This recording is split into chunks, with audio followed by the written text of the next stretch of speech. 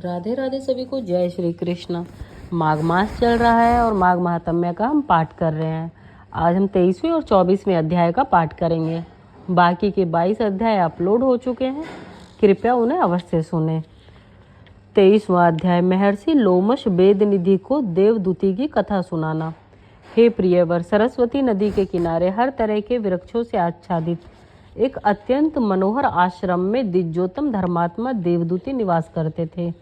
वह महात्मा सुमित्र का पुत्र था। उसे भगवान लक्ष्मीपति से वर मिला हुआ था।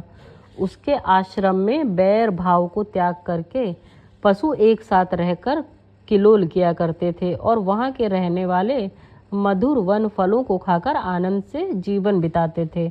अब मैं आपके सामने उस महात्मा के नियम का वर्णन करता हूँ, ध्यान से सुनो। वह तपस्वी ग्रीष्म ऋतु में सूर्य की तरफ दृष्टि लगातार पंचाग्नि तप किया करता था। जिस समय मेघमाला वर्षा किया करती थी, उस समय मैदान में बैठकर तप करता हुआ हिमालय की तरह अचल रहता है और पौष माह में तीनों समय शीतल जल में बैठकर तप किया करता है।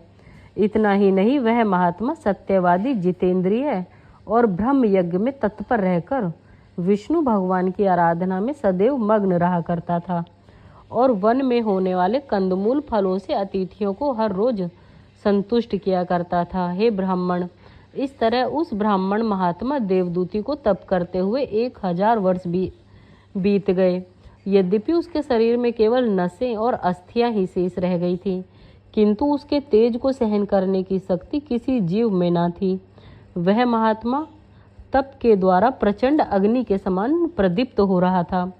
हे द्विजवर, उनका सबसे बढ़कर यह नियम था कि वह रोज महकते और अछूते 1000 फूलों से वेद सुक्ति का विधि विधान के अनुसार एक परम मनोहर स्तोत्र पढ़कर भगवान की पूजा करते थे। एक दिन वह बैसाख की एकादशी को मग्न मन में भगवान की पूजा कर रहे थे। उसने ज्यों ही भगवान की वंदना की, उसी क्षण गरुड़ पर सवार होकर देवादिदेव भगवान विष्णु ने आकर दर्शन दिए।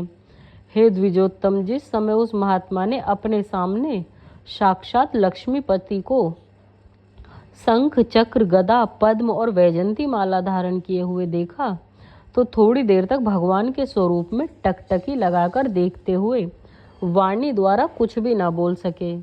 हे द्विजवर, इस प्रकार अपने भक्त को प्रेम से विभोर हुए देखकर मुस्कुराते हुए लक्ष्मीपति कहने लगे, हे भक्त शिरोमणि, मैं तुम्हारी भक्ति से परम प्रसन्न हूँ, इसलिए जिस वर की इच्छा हो वह मुझसे मांग सकते हो।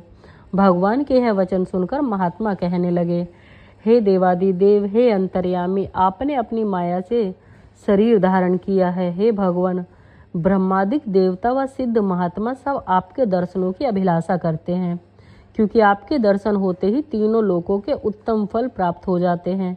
अब ऐसी कौन सी वस्तु अवशेष है जो आपके दर्शनों से बढ़कर मांगी जाए।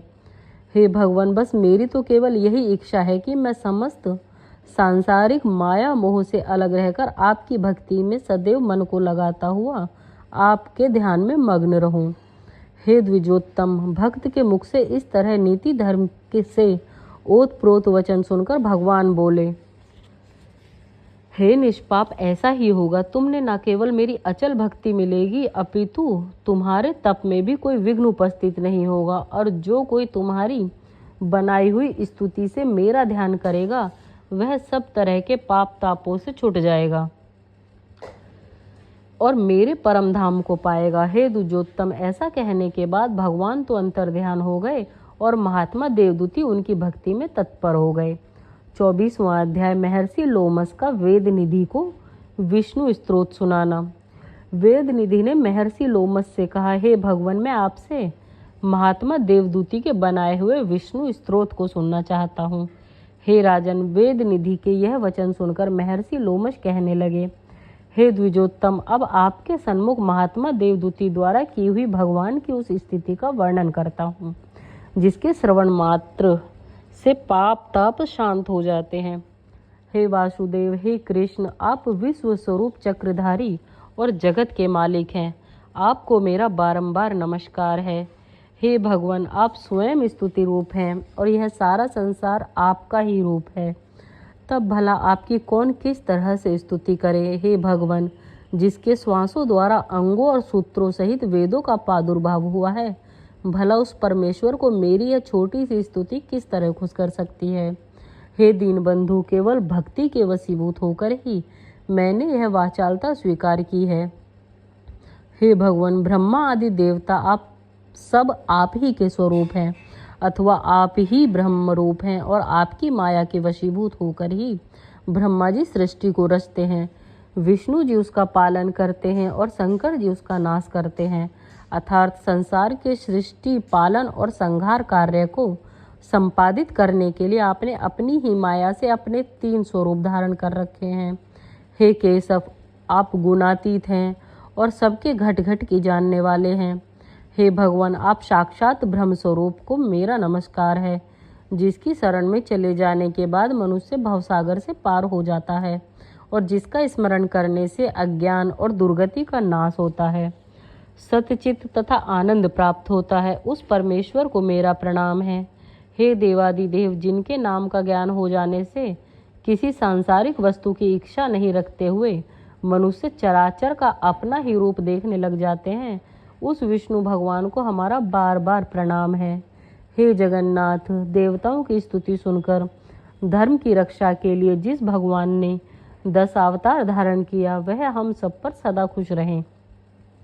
जो ब्रह्मादि से लेकर चींटी तक सब प्राणियों के दिल में विराजमान होते हैं, सब चराचर जीवों के स्तंभ रूप हैं, वह भगवान हमारी पाप तापों से सदा रक्षा करते रहें। हे शरणागत पालक, जो आकाश की तरह सारे ब्रह्मांड में व्याप्त है, जो शून्य मूर्तिधारी हैं, जो सदैव हृदय आकाश में व्याप्त रहता है, जिसके प्रकार और प्रमोद के वशीभूत होकर माया जगत की रचना करते हैं। हे भगवान, चारबाग लोग पंचभूतों से उत्पन्न हुए जिस चैतन्य महाप्रभु की उपासना किया करते हैं, सौगत तर्क द्वारा क्षण भंगुर बुद्धि को मानते हुए जिस देवता को शरीर का परिणाम रूप मानकर पूजा है और सांख्य योग वाले प्रकृति से परे पुरुष मानते हुए जिसकी उपासना करते हैं, तथा उपनिषदों में रहित आनंद रूप और आकाश आदि पंचभूत मन, देह, बुद्धि, विद्या और अविद्या आदि जिनका रूप होते हुए भी जो इससे परे हैं, वह आप ही हो। हे भगवान, आपकी शरण में आया हुआ मनुष्य चाहे जिस जाति का हो, वह पापी अथवा दुराचारी हो, वह यमदूतों को उसी तरह दिखाई नहीं दिया करता जिस तरह उल्लुओं को सूर्य। इतना ही आपको भक्तों के दैहिक, दैविक और भौतिक तीनों प्रकार के पाप और कष्ट नष्ट होकर उन्हें सुख और शांति प्राप्त हो जाती है, इसमें संदेह नहीं है। हे दीनानाथ, गुण, जाति, शरीर के धर्म, इंद्रियों की गति और संग मोह से रहित मुनीश्वर भी जिसका स्पर्श नहीं कर पाते, उस जगदीश को बार बार प्रणाम है। वह हमारी जीवन रूपी नौका को भवसागर से पार करे। हे जगन्नाथ, जिनके भाव से अविद्या का नाश हो जाता है, जिनके ध्यान रूपी अग्नि से उत्पन्न होते ही संसार रूपी बंधन भस्म हो जाते हैं, जिनके भाव की खंग संदेह रूपी शत्रु का नाश कर देती है और जिनके चरण कमलों का चिंतन चिता को सर्वदा शांत कर दिया करता है, उस भगवान को मेरा बार बार नमस्कार है।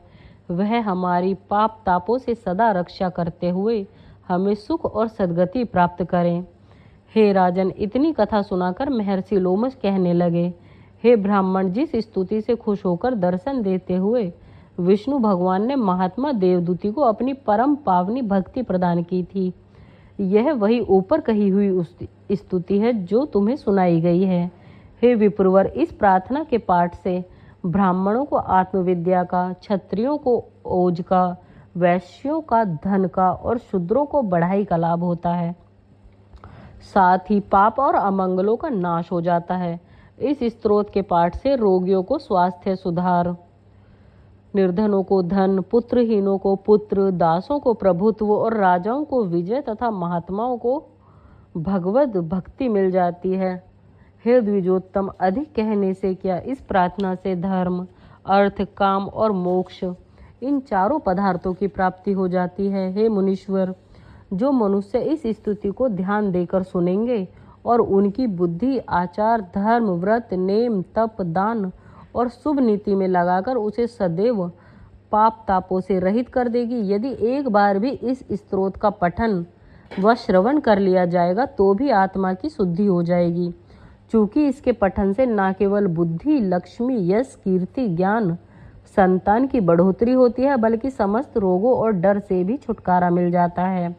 इसलिए दुष्ट ग्रहों की शांति में, सारे अरिष्टों के उन्मूलन में, राजा, चोर और आग का डर पैदा होने पर, बुरे सपने व सब तरह की व्याधियों में और संग्राम में इस स्तोत्र का पाठ अवश्य करना चाहिए। हे विप्र, इस मंत्र का पाठ करने वाले को सिंह, चोर, भूत, प्रेत, पिशाच और राक्षसों का डर नहीं होता और उसके पूतना आदि सभी तरह के विघ्न शांत हो जाते हैं। और जो आदमी इसका पाठ करके विष्णु भगवान की आराधना करते हैं वह सब तरह के पापों से छूटकर विष्णु लोक का गमन करते हैं। 24वां अध्याय भी पूरा हुआ। इस वीडियो में इतना ही। राधे राधे सभी को। जय श्री कृष्ण।